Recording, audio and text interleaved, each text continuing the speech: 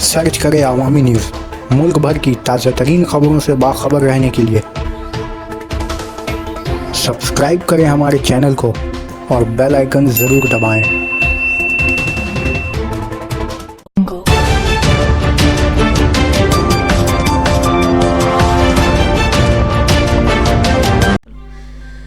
Carnival पर दिलीप घोष का अपना रद्द अमल।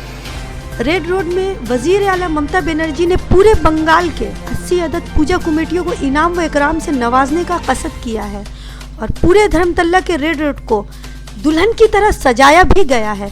इस कार्निवाल का थीम रंगामाटी बांग्ला है।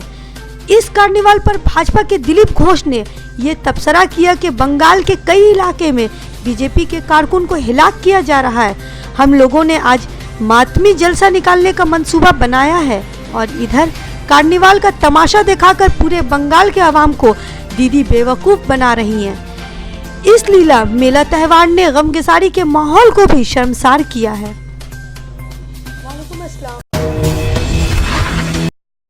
এদিকে মৃত্যুর মিছিল চলছে, ওদিকে কার্নিভাল হচ্ছে। তো আমার জানা নেই সেই আনন্দ দিয়ে এই দুঃখকে চাপা দেওয়া যাবে কিনা।